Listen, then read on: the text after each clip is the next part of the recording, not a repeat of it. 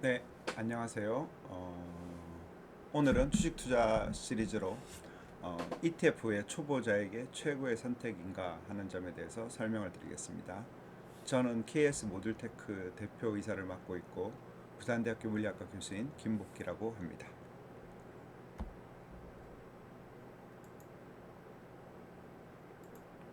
예, 우선 주식 초보자들의 흔한 실수에 대해 설명을 드리고 ETF가 무엇이고 ETF의 5가지 핵심 장점에 대해 설명을 드리고 한국 ETF 시장의 현황, 그 다음에 제가 추천하는 ETF 유형과 전략, 그리고 ETF 투자를 시작하는 방법, 그리고 주의사항 및 마무리로 진행해 보겠습니다. 주식 초보자들의 흔한 실수는 몰빵 투자죠. 단 하나의 종목에 전 재산을 투자하는 것이죠. 한 번의 폭락으로 큰 손실을 가져올 수 있습니다. 뭐 잘 투자를 하다가 한 번만 실패하면 끝이라는 거죠. 몇 번 성공하더라도 이렇게 되는 경우가 많습니다.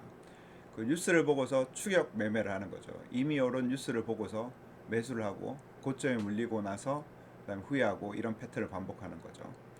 그리고 감정적인 매도를 합니다. 조금만 떨어져서 저도 불안해서 패닉셀을 하게 되고 저점에서 팔고 나서 그 후회를 하게 되는 것이죠. 정보의 부족입니다. 재무제표 업황 등의 분석 없이 투자를 하면은 기관 투자자들에 비해서 정보의 비대칭으로 손해를 많이 보게 되어 있습니다. 그리고 단기 수익에 집착하는 거죠. 빠른 수익으로 원해 잦은 매매를 하게 되면 수수료 세금으로 손실이 누적이 되고 이것은 장기 투자와 전혀 맞지 않습니다. 도박성 투자죠.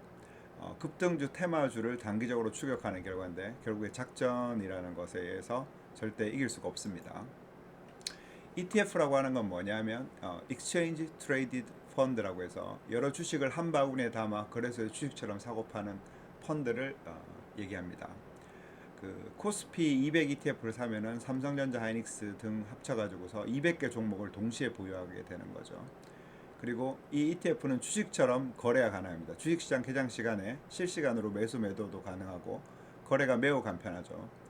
소액으로 분산을 할 수 있습니다. 개별 종목이 뭐 삼성전자 같은 경우 지금 30만 원, 하이닉스 같은 경우 200만 원이 넘는데 ETF는 뭐 수만 원 정도로서 분산 투자 효과를 실현할 수 있는 그런 가장 큰 장점이 있습니다.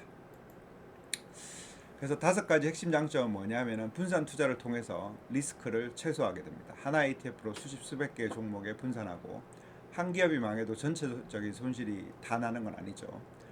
그 다음에 비용이 굉장히 낮습니다.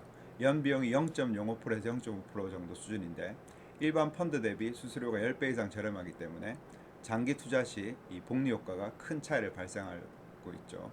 제가 복리 효과에 대해서는 이전 영상에서 말씀을 드렸습니다.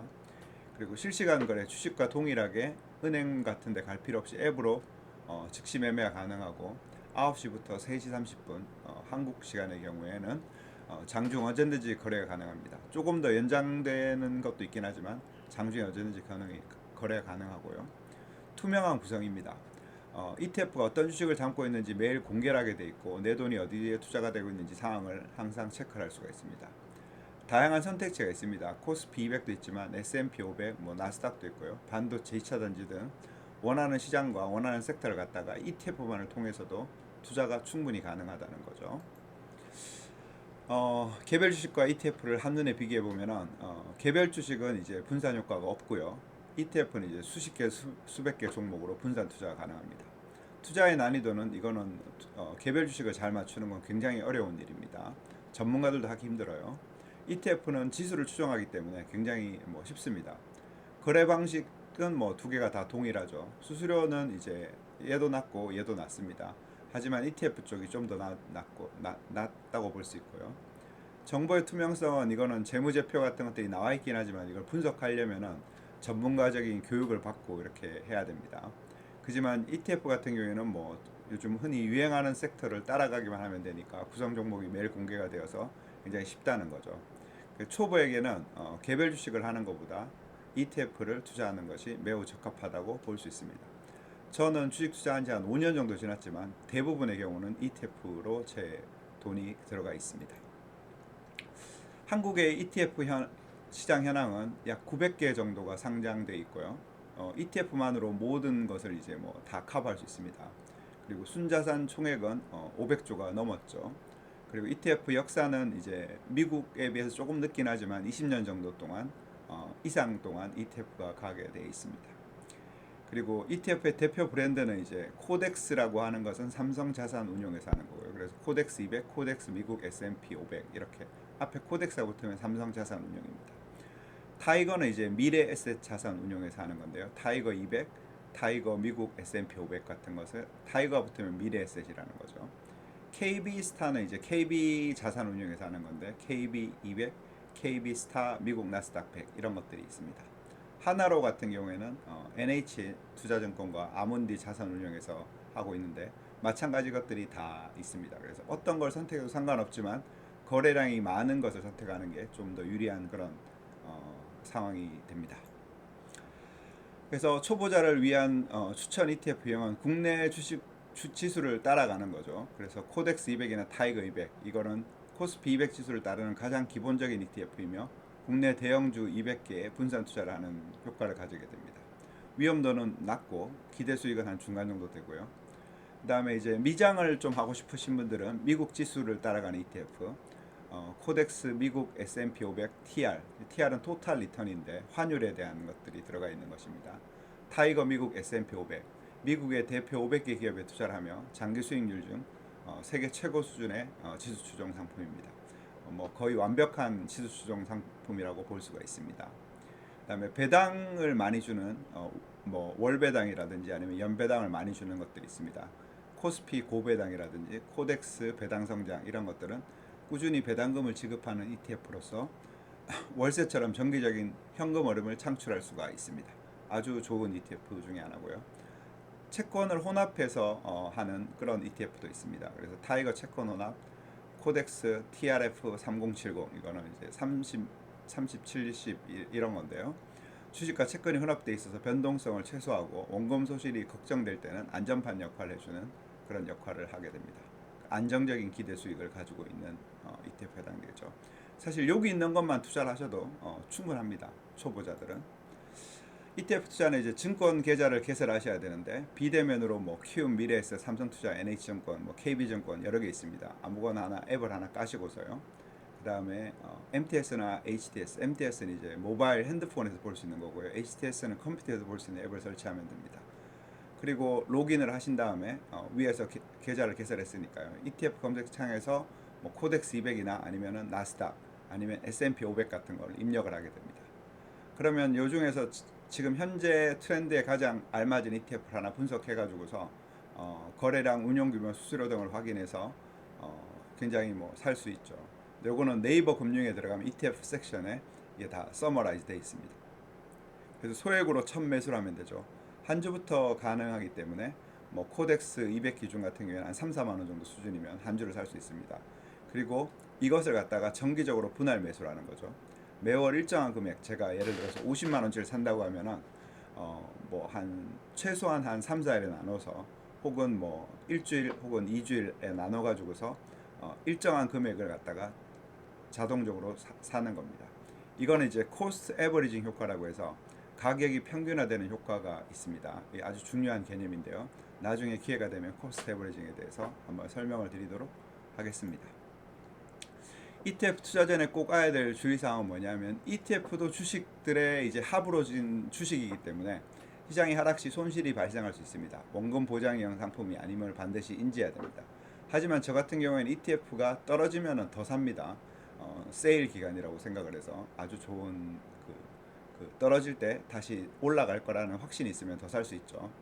그 다음에 레버리지나 인버스 ETF는 주의하셔야 됩니다. 이걸 하지 말아야 된다는 건 아니고요. 레버리지나 인버스 같은 경우에는 레버리지는 이제 두 배를 추종하는 거죠. 인버스는 올라가면 떨어지고 떨어지면 올라가는 효과를 가지고 있습니다. 이건 단기 트레이딩용으로는 적당하고 초보자들에게는 부적합하다고 볼 수 있습니다. 초보자들은 이쪽에 눈을 안 돌리는 것이 훨씬 좋습니다. 환율 리스크가 있어요. 해외 ETF 투자 시 달러 원 환율 변동에 따라서 추가 수익 또는 손실이 발생할 수가 있기 때문에 생각을 하셔야 됩니다. 운용 보수를 확인하는 것이 필수인데 비슷해 보여도 ETF마다 연간 수수료의 차이가 존재하고 장기 투자가 될 때는 이제 복리 효과 때문에 수수료 0.1% 차이도 아주 큰 차이가 됩니다. 체크만 해보시면 돼요. 그다음에 세금을 이해하셔야 되는데 국내 ETF는 배당 소득세를 15.4%를 가지고 있기 때문에 가장 좋은 방법은 ISA 이제 세이빙 어카운트를 이용해가 계좌를 활용해서 절세를 하는 것이 가장 중요하고요. 해외 ETF, 국내에 상장되어 있는 해외 ETF 같은 경우에는 매매 차익이 배당 소득세에 처리가 될 수 있습니다. 그래서 운용하는 금액이 작을 때는 모르겠지만 운용하는 금액이 커질 때는 이 세금이 굉장히 중요한 이슈가 됩니다. 그리고 ETF는 이 단타형이 아니에요. 그래서 ETF의 진가는 장기 분할 투자에서 나오기 때문에 단기 시세 차익을 목적으로 가지고 있는 잦은 매매는 피해야 하는 그런 상품입니다. 그래서 단타하지 마시고 그냥 분할 매수, 매달 일정한 금액씩을 뭐 학생들의 경우도 마찬가지고 일반인 경우에도 마찬가지고 매달 조금씩 사는 것이 나중에 되면 굉장히 큰 수익을 가져올 수 있습니다.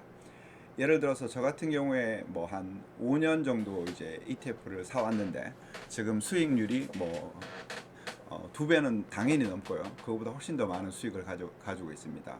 그리고 한 2, 3년 투자한 경우에도 최근 2, 3년 동안 장이 좋았기 때문에 한 2년만 투자를 해도 원금의 2배 정도가 벌려져 있는 상태입니다. 그래서 단타를 하시면 절대 안 됩니다. ETF는 단타형이 아닙니다.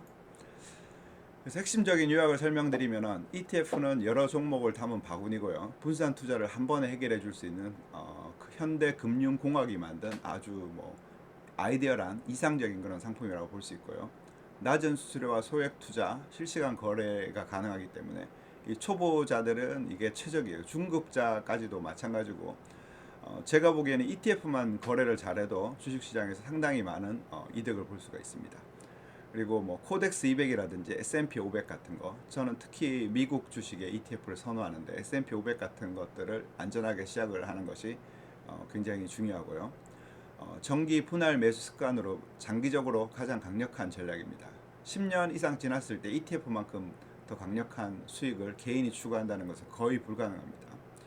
그리고 레버리지나 인버스 ETF는 경험을 쌓은 후에 도전하라는 것입니다.